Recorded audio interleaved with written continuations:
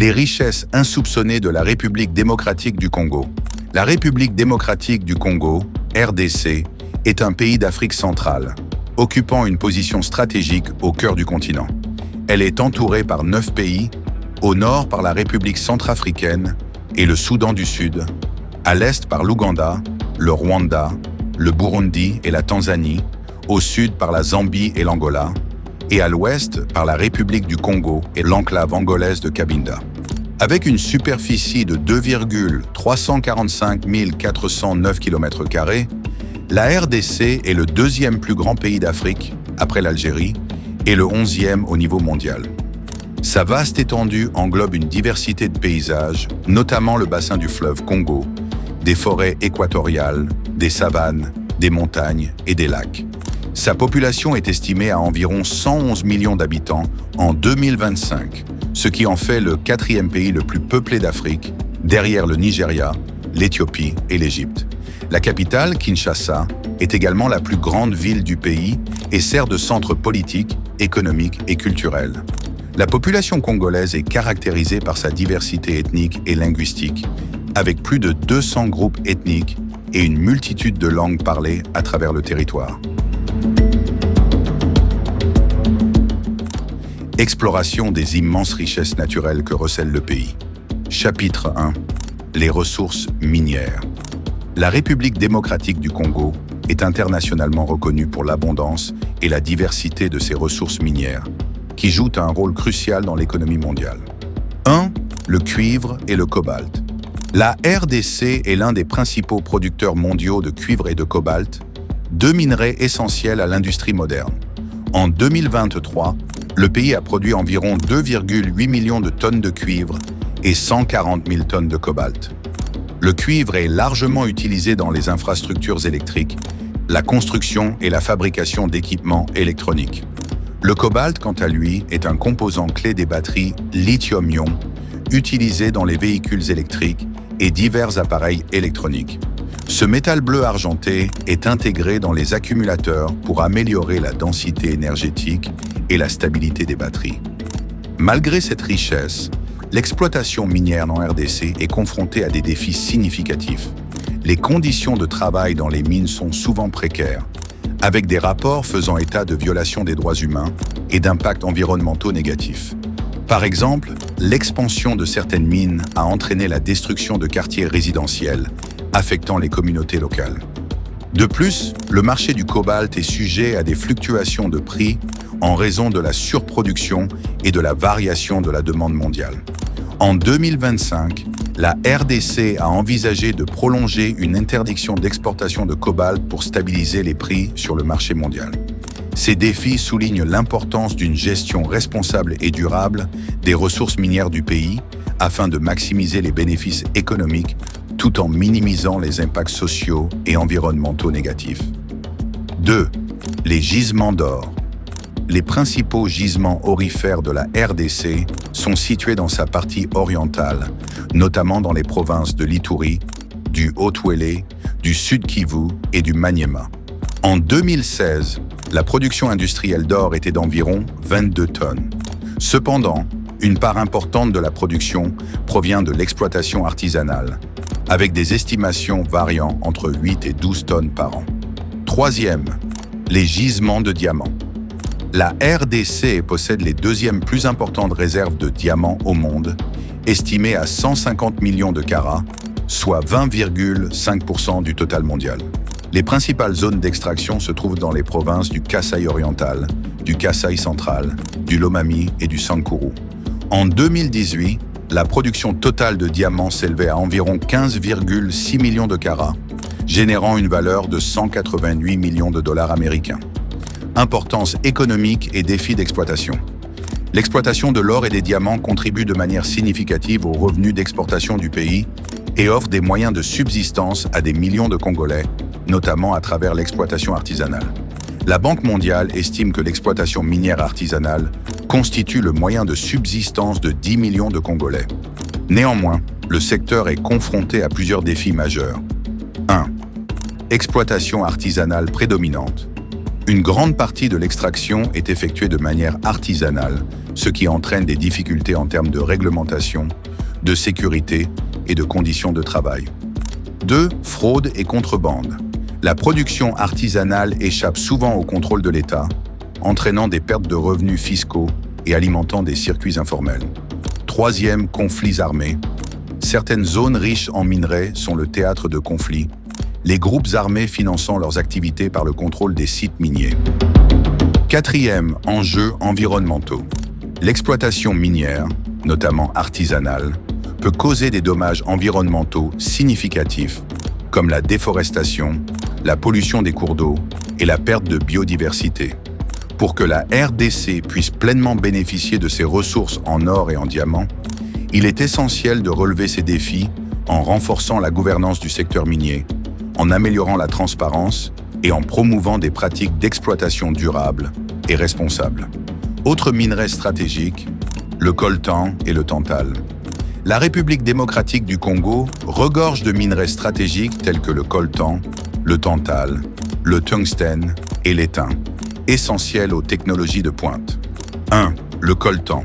Contraction de colombite tantalite est un minerai dont on extrait le tantal, un métal prise pour sa résistance à la chaleur et à la corrosion. Le tantal est principalement utilisé dans la fabrication de condensateurs pour les équipements électroniques, notamment les smartphones, les ordinateurs portables et les appareils photonumériques. La RDC est l'un des principaux producteurs mondiaux de coltan, avec une production de 1918 tonnes en 2023. Cependant, une partie significative de cette production est sujette à la contrebande, alimentant des conflits armés dans l'est du pays. 2. Le tungstène. Le tungstène, extrait de la wolframite, est un métal dur avec un point de fusion très élevé. Il est utilisé dans les filaments d'ampoules, les électrodes et les alliages pour des applications nécessitant une résistance accrue à la chaleur et à l'usure. 3. L'étain. L'étain, provenant principalement de la cassitérite, est utilisé dans les soudures électroniques, les revêtements anti-corrosion et les alliages tels que le bronze. La RDC possède d'importantes réserves d'étain, mais son exploitation est souvent liée à des pratiques minières, artisanales et à des problèmes de traçabilité. Enjeux et défis.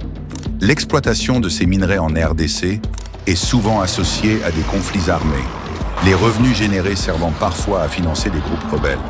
Par exemple, le groupe M23 aurait généré environ 300 000 $ par mois en taxant illégalement la région minière de Rubaya, riche en coltan. De plus, la chaîne d'approvisionnement de ces minerais est entachée par des problèmes de traçabilité, rendant difficile pour les entreprises internationales de s'assurer que leurs matières premières ne proviennent pas de zones de conflit.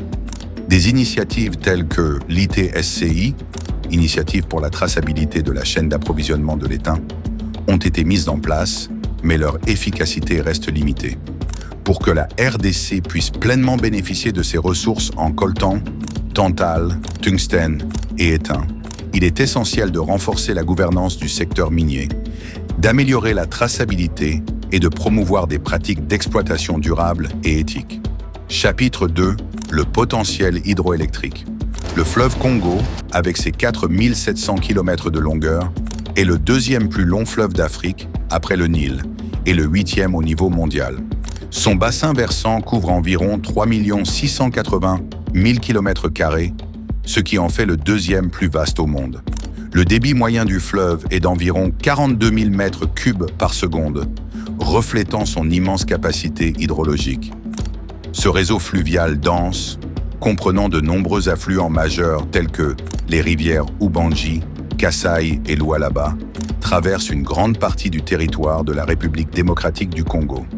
Cette configuration offre un potentiel hydroélectrique considérable, estimé à environ 100 000 MW, soit environ 37% du potentiel total de l'Afrique et près de 6% du potentiel mondial. Le site des chutes d'Inga, situé sur le fleuve Congo, est particulièrement notable, avec un potentiel hydroélectrique estimé à plus de 40 000 MW en puissance garantie. Actuellement, seuls les barrages d'Inga 1 et Inga 2 exploitent partiellement ce potentiel, avec une capacité installée respective de 350 et 1 et 1424 MW. Malgré cette richesse en ressources hydroélectriques, la RDC n'exploite qu'une fraction de son potentiel, ce qui représente une opportunité majeure pour le développement énergétique du pays et de la région. Le projet du barrage d'Inga, situé sur le fleuve Congo, en République démocratique du Congo, est une initiative hydroélectrique ambitieuse visant à exploiter le potentiel énergétique exceptionnel du site. Si le projet Grand Inga est entièrement réalisé, il pourrait générer jusqu'à 43 200 MW d'électricité, surpassant ainsi le barrage des Trois Gorges en Chine et devenant le plus grand complexe hydroélectrique au monde. Discutons un peu sur le projet du barrage Inga et son impact potentiel sur l'électrification du continent africain. Phase du projet. Le développement du complexe d'Inga est prévu en plusieurs phases. 1. Inga 1 et Inga 2, mis en service respectivement en 1972 et 1982, ces barrages ont une capacité installée de 350 et 1424 MW. Deuxième Inga 3, cette phase vise à ajouter une capacité de 4800 MW, avec des variantes envisageant jusqu'à 7200 MW. Le coût estimé pour Inga 3 se situe entre 12 et 14 milliards de dollars américains.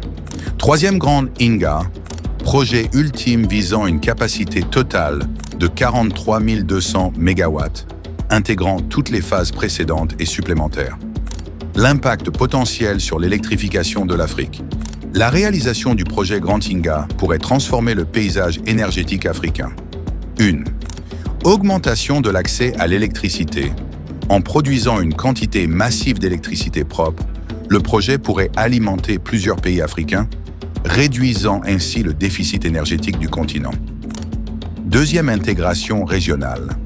L'électricité produite pourrait être distribuée via les pools énergétiques régionaux, favorisant la coopération entre les nations africaines. Troisième développement économique.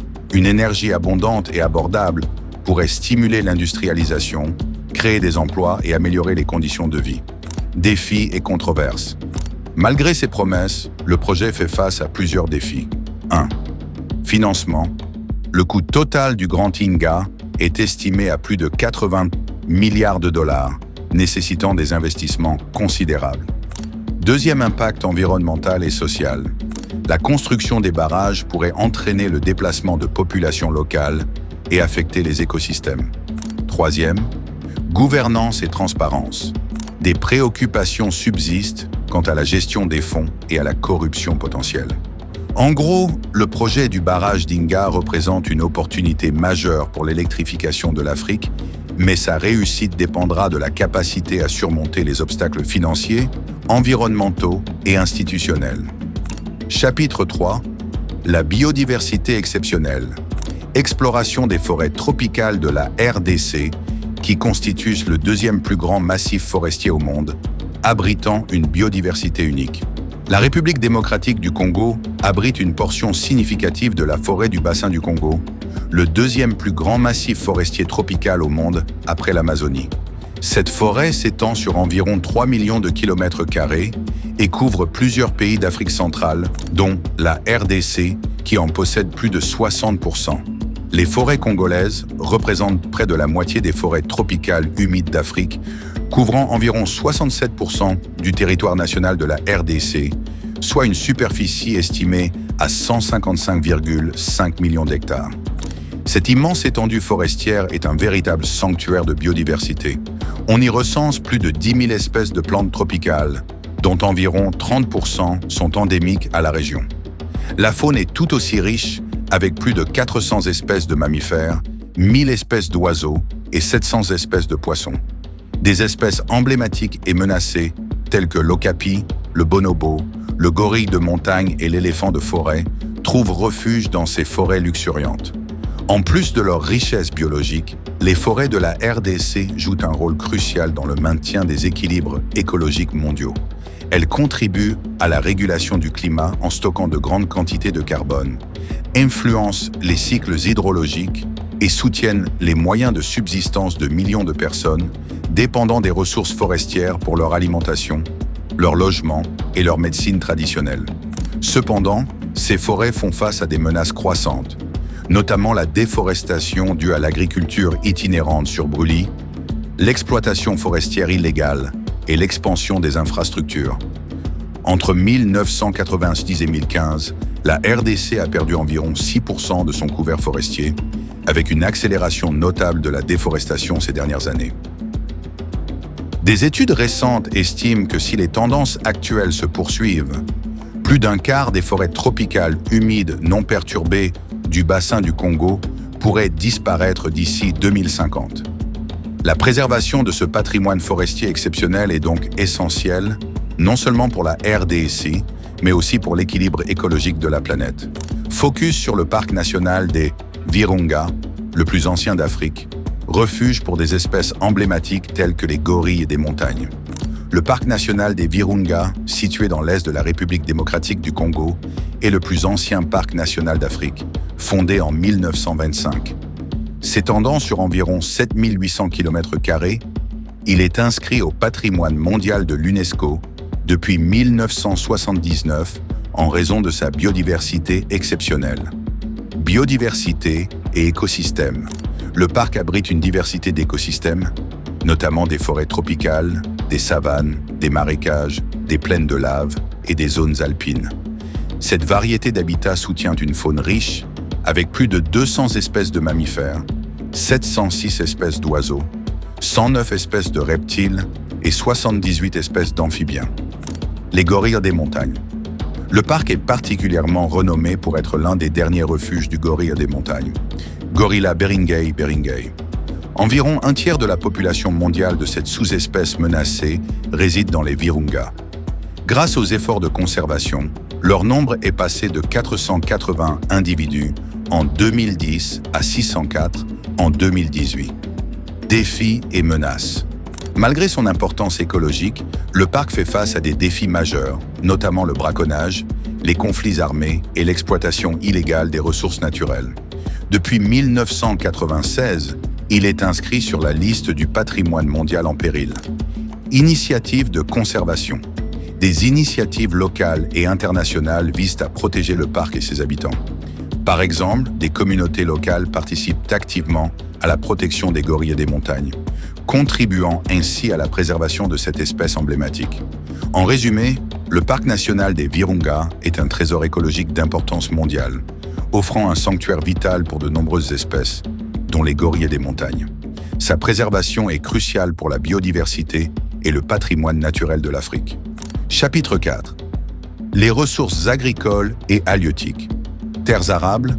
La République démocratique du Congo possède un potentiel agricole considérable, avec environ 80 millions d'hectares de terres arables, ce qui la place au deuxième rang mondial en termes de superficie cultivable. Cependant, seulement 10% de ces terres sont actuellement exploitées. Le climat chaud et humide de la RDC, associé à une pluviométrie abondante pouvant atteindre 2000 mm par an dans certaines régions, favorise la culture de diverses plantes tropicales telles que le manioc, l'igname, la banane plantain, le riz et le maïs. Malgré ces conditions propices, la production agricole reste insuffisante pour satisfaire les besoins alimentaires de la population, entraînant une dépendance aux importations alimentaires évaluée à environ 3 milliards de dollars par an. L'agriculture paysanne occupe environ 70% de la population active en RDC. Pourtant, le pays peine à atteindre l'autosuffisance alimentaire, soulignant la nécessité d'investissements accrus dans le secteur agricole. Des initiatives telles que l'agenda de la transformation agricole de la RDC, ATA-RDC, visent à promouvoir des chaînes de valeur pour diverses filières agricoles, en mettant l'accent sur l'agriculture comme une entreprise durable plutôt qu'une action sociale ponctuelle. En outre, la végétation de la RDC peut soutenir un élevage d'environ 40 millions de têtes de gros bétail et le potentiel halieutique est estimé à 700 000 tonnes de poissons par an. Malgré ces atouts, le pays n'exploite qu'une fraction de ses ressources agricoles, ce qui représente une opportunité majeure pour le développement économique et la réduction de la pauvreté. Pour clore ce chapitre, la RDC dispose d'un immense potentiel agricole grâce à ses vastes terres fertiles et à des conditions climatiques favorables. Toutefois, une volonté politique forte, des investissements adéquats et des réformes structurelles sont nécessaires pour transformer ce potentiel en une réalité bénéfique pour l'ensemble de la population congolaise. Ressources halieutiques.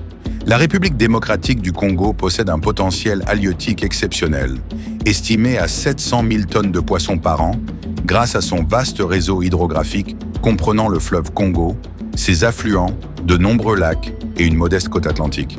Cependant, la production actuelle est d'environ 100 000 tonnes, reflétant une exploitation à moins de 15% de ce potentiel. Conséquence de cette sous-exploitation. Cette disparité entre potentiel et production a plusieurs implications. 1. Insécurité alimentaire. La consommation de poissons par habitant est inférieure à la moyenne africaine, limitant l'accès à une source essentielle de protéines. Deuxième, dépendance aux importations. Pour combler le déficit, la RDC importe environ 200 000 tonnes de poissons chaque année, augmentant la pression sur les réserves de devises étrangères. Troisième, opportunité économique manquée. La pêche artisanale, dominée par des méthodes traditionnelles, ne génère pas pleinement les revenus et emplois potentiels. Initiative pour développer le secteur de la pêche. Reconnaissant ces défis, le gouvernement congolais a entrepris diverses initiatives pour revitaliser le secteur. 1. Acquisition d'équipements modernes. En novembre 2024, un budget de 52 millions de dollars a été alloué pour acquérir 9 bateaux de pêche, renforçant la capacité de l'Office national de pêche et aquaculture, ONPA. Deuxième promotion de la pisciculture. Des efforts sont déployés pour développer l'aquaculture, en particulier l'élevage de tilapia et de poissons-chats, pour diversifier la production et répondre à la demande croissante. Troisième renforcement des infrastructures. Des projets visent à améliorer les infrastructures de pêche, notamment la construction de coopératives et la fourniture d'intrants aux pêcheurs, pour augmenter la production et la qualité du poisson disponible sur le marché local. Bien que la RDC dispose d'un potentiel halieutique immense, une transformation profonde du secteur de la pêche est nécessaire. Cela implique l'adoption de pratiques de pêche durables, l'investissement dans des infrastructures modernes et le soutien aux communautés locales pour exploiter pleinement les ressources halieutiques du pays. La République démocratique du Congo est richement dotée en ressources naturelles, notamment des minerais stratégiques, des terres arables fertiles et une biodiversité exceptionnelle. Cependant, leur gestion durable est confrontée à plusieurs défis majeurs. 1. Mauvaise gouvernance et corruption. La gestion des ressources naturelles est souvent marquée par un manque de transparence et des pratiques corrompues, ce qui nuit au développement économique et au bien-être des populations. Deuxième, surexploitation et dégradation environnementale. L'exploitation excessive des ressources entraîne la dégradation des écosystèmes, menaçant la biodiversité et les moyens de subsistance des communautés locales. Troisième conflit lié aux ressources. Les ressources naturelles sont souvent au cœur des conflits armés, exacerbant l'instabilité et entravant les efforts de paix et de développement. Pour relever ces défis, il est essentiel d'améliorer la gouvernance, de renforcer les capacités locales et de promouvoir des pratiques d'exploitation responsables. Une coopération internationale efficace et un engagement ferme des autorités congolaises sont cruciaux pour transformer les ressources naturelles en leviers de développement durable au bénéfice de l'ensemble de la population congolaise.